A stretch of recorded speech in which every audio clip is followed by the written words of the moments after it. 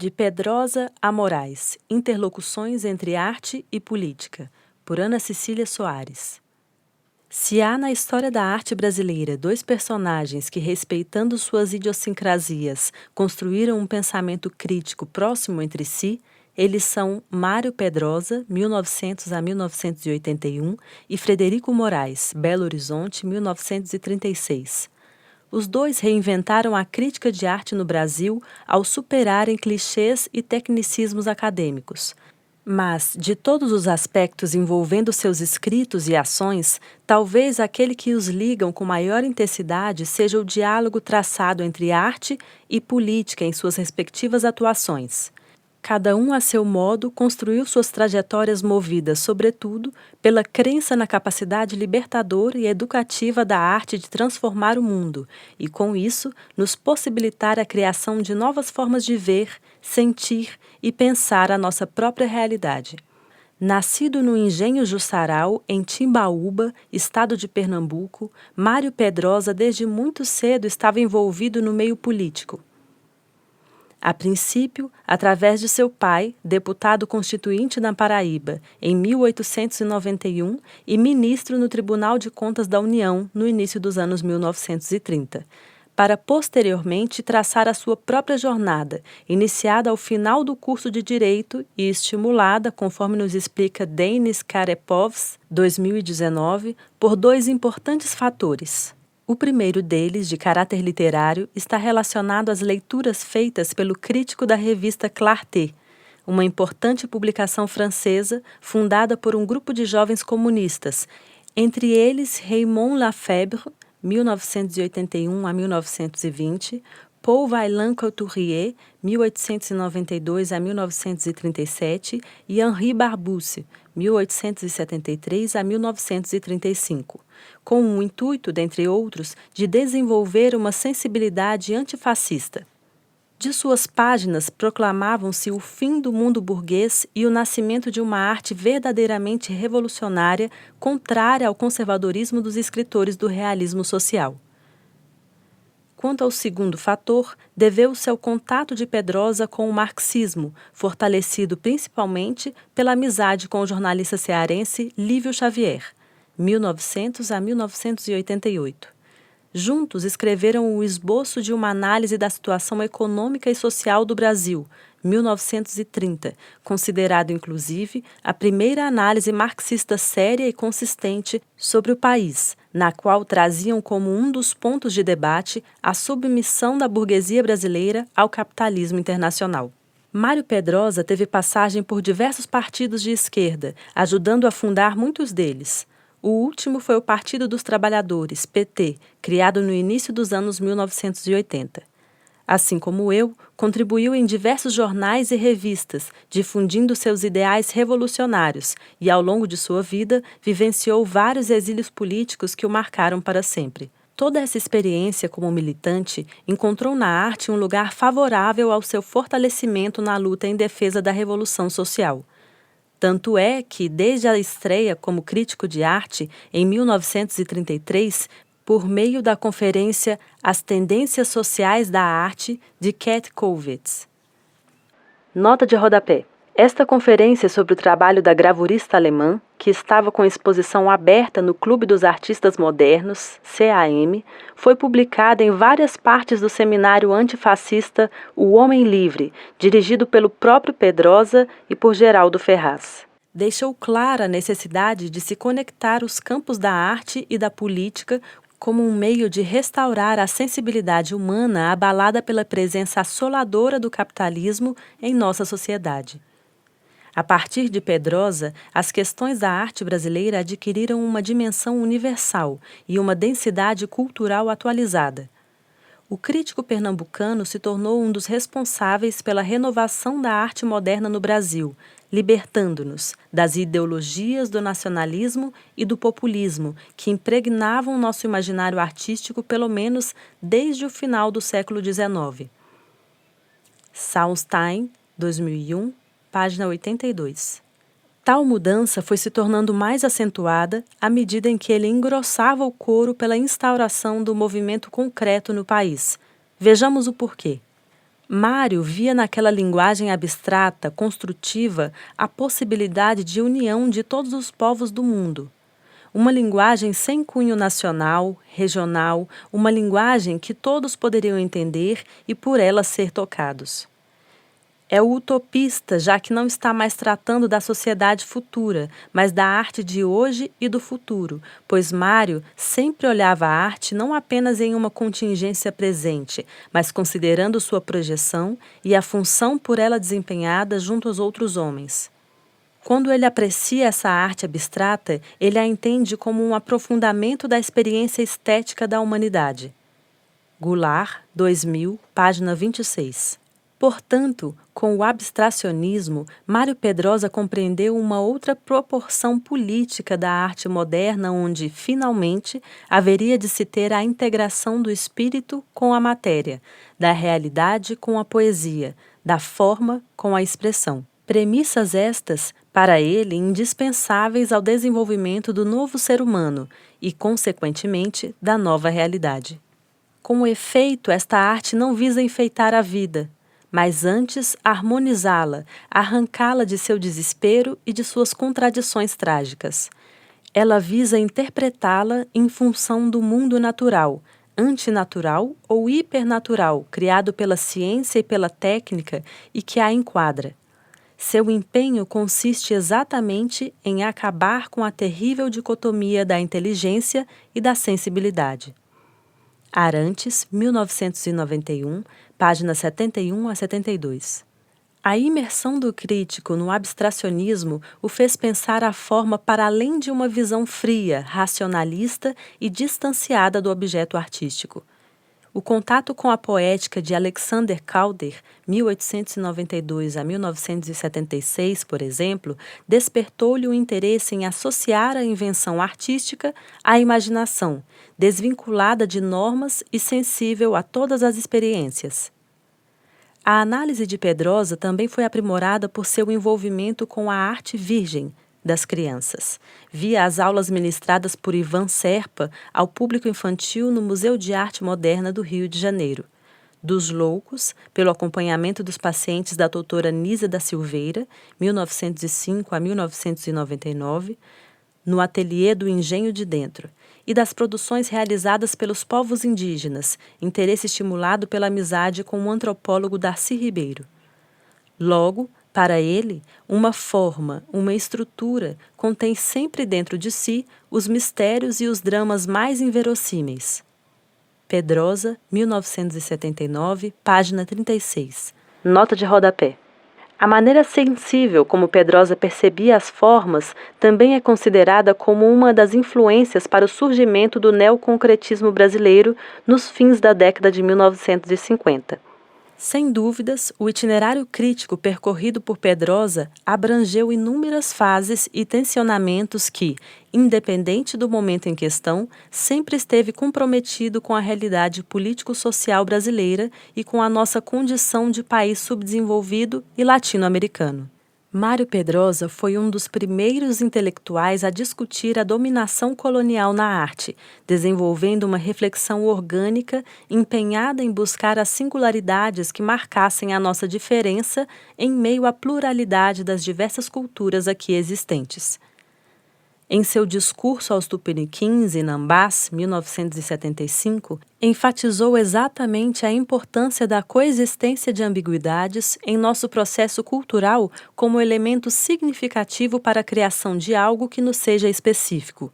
Em países como os nossos, que não chegam esgotados, ainda que oprimidos e subdesenvolvidos no nível da história contemporânea, quando se diz que a arte é primitiva ou popular, vale tanto quanto dizer que é futurista. Aqui, o que é natureza já é cultura, e o que é cultura ainda é natureza. Pedrosa, 1975, página 467. Pedrosa ainda advertiu que a solução para não perdermos nossa essência estaria no distanciamento da história cultural do terceiro mundo, das mentalidades desenvolvimentistas, que é justamente o lugar onde se apoia o espírito colonialista. Nós, em suas palavras, Os bugres das baixas latitudes e adjacências não temos de seguir o mesmo caminho trilhado pela civilização burguesa imperialista. Contudo, devemos erguer o nosso próprio. Dessa maneira, Pedrosa procurou fornecer diversos subsídios para a elaboração de outros modos de ser para a arte brasileira. O crítico observou a presença do influxo externo em nosso processo cultural, não como um dado que possa diminuir ou mesmo engrandecê-lo por definição. O que interessava era o funcionamento de tal dinâmica cujo desfecho é sempre incerto, mas também potente. Experimentalismos poéticos de um crítico.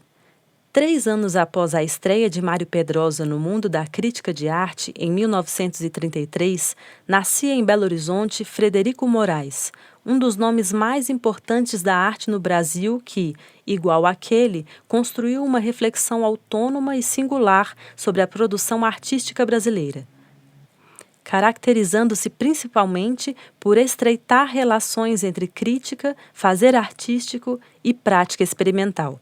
Nota de rodapé.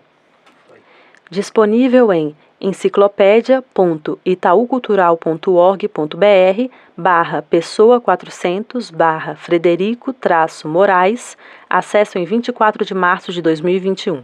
Em seu discurso, Moraes também defendeu a urgência em se democratizar e dessacralizar o acesso à arte, pois, a despeito da classe social ou do nível intelectual, cada indivíduo carrega consigo um potencial criativo digno de atenção e pronto a ser explorado.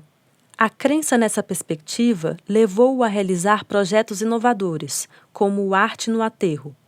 O evento, criado na época em que coordenou o setor de cursos do Museu de Arte Moderna do Rio de Janeiro, MAN-RJ, em 1968, consistiu no desenvolvimento de um conjunto de ações em diferentes linguagens artísticas, a exemplo de exposições, cinema, aulas e atividades criativas para crianças, jovens e adultos.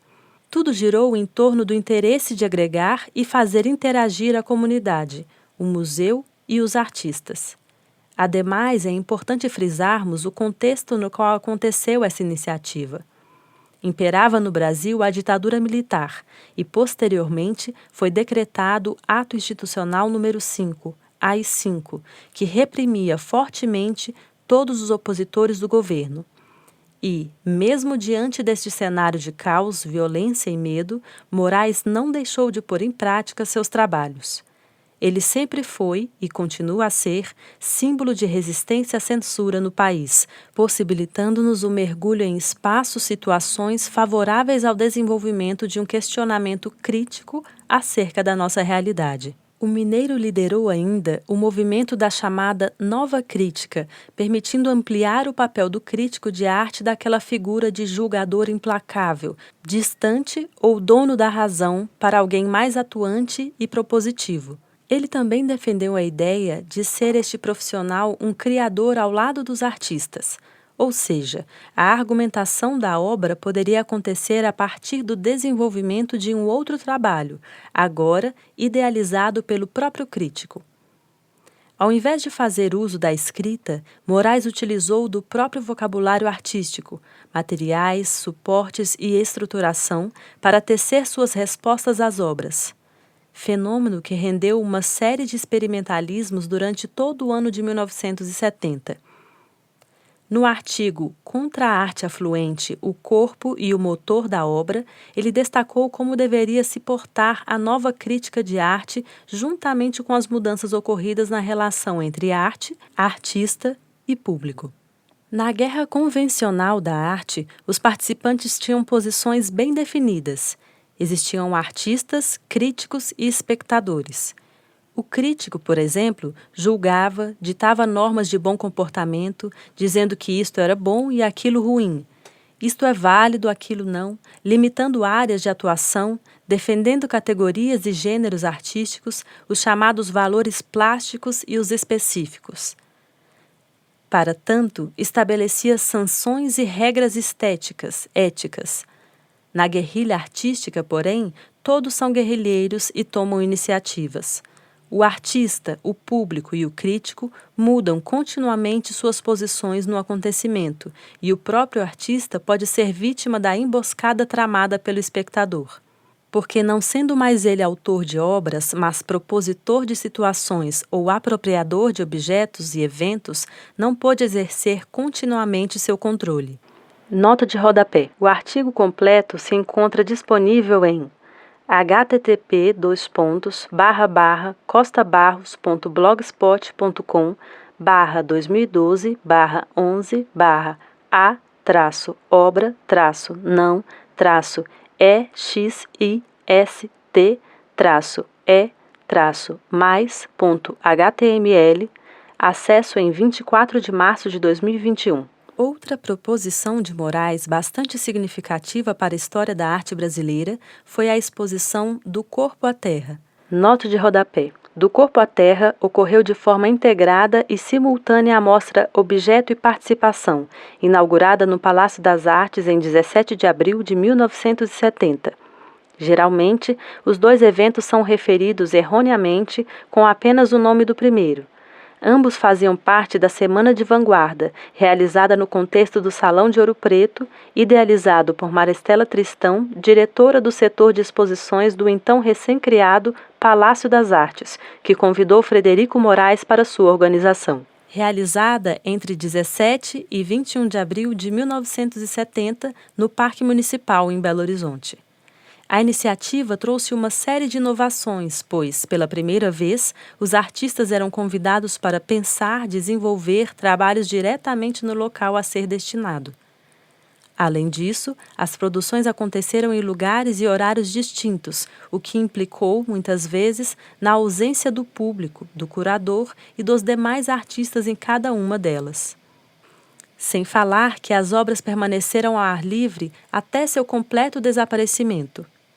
Dentre as mais emblemáticas estavam as Trouxas Ensanguentadas de Arthur Barrio e Tiradentes, totem monumento ao preso político, de Cildo Meireles. As Trouxas Ensanguentadas que Barrio lançou no Ribeirão do Arrudas, atraindo a atenção de um público enorme, criaram uma tensão insuportável, o que acabou provocando a intervenção do Corpo de Bombeiros e, a seguir, da polícia. O ritual de queima de galinhas vivas executada por Cildo Meireles foi condenado por deputados em discursos inflamados durante o almoço que precedeu a entrega de medalhas da Inconfidência em Ouro Preto, durante o qual, aliás, se serviu frango ao molho pardo. Moraes, 2006, página 198. Do Corpo à Terra foi, então, um importante episódio de resposta da arte brasileira ao período ditatorial. Mensagens políticas subliminares marcaram fortemente os trabalhos, servindo-se como uma forma de denúncia e enfrentamento ao autoritarismo e todo o horror que o país vivia naquele momento. É verdade, foram tempos difíceis, de liberdade truncada, de censura e de repressão, mas nem por isso os artistas brasileiros deixaram de criar, opinar e questionar, defendendo contra tudo e contra todos sua liberdade criativa. Liberdade que, como afirmou Mário de Andrade, encerrando sua conferência antes referida, não é um prêmio, é uma sanção que há de vir. Moraes, 2006, página 200. Como podemos perceber, tanto Frederico Moraes quanto Mário Pedrosa refletem em suas discussões a ideia de que arte não é algo desatrelado do nosso contexto político e social, sendo ela fundamental neste movimento de democratizar o acesso à cultura e contribuir com a construção de um senso crítico no público em geral. Pedrosa, no texto do Porco Empalhado ou Critérios de Crítica, 1968, trouxe uma importante análise sobre o papel do crítico neste processo, ao dizer que cada artista faz, uma vez, sua revolução, mas o crítico é a testemunha sem repouso de cada revolução. O crítico vive, pois, em revolução permanente. Pedrosa, 1968, página 233. Ele é o único a saber que tudo é uma só revolução. Idem e bidem. E mesmo tendo que acompanhar os artistas em suas investigações poéticas, ele precisa se esforçar para saber não só captá-las, mas ter a consciência de colocá-las em situação, movimento. O que Moraes soube fazer muito bem ao propor a nova crítica. Lembrando que o teórico mineiro, no texto O Crítico, é a testemunha sem repouso de cada revolução, retoma exatamente a este posicionamento de Pedrosa, reafirmando que o crítico colabora para o florescimento dos processos artísticos, de modo que seja capaz de pensar a respeito da produção do artista e ainda de agregar algo mais a esta. Assim, teríamos o crítico como um criador propriamente dito. Não temos dúvidas, portanto, em afirmar que o ponto em comum entre os dois críticos se centra, principalmente, na fé na potência transformadora da arte e da crítica de abrir territórios de compreensão, viabilizando, tornando comuns. Osório, 2016, página 97. Outros olhares e atuações que não anestesiam o nosso diálogo com o mundo e tampouco empobreza nossa sensibilidade estética. Ademais, Mário e Frederico trabalharam em novas formulações no sentido de fixar uma espécie de dinâmica específica da arte brasileira, adequada às necessidades locais e que permitisse, de nossa parte também, a produção de conceitos, digamos, universais. Idem e bidem.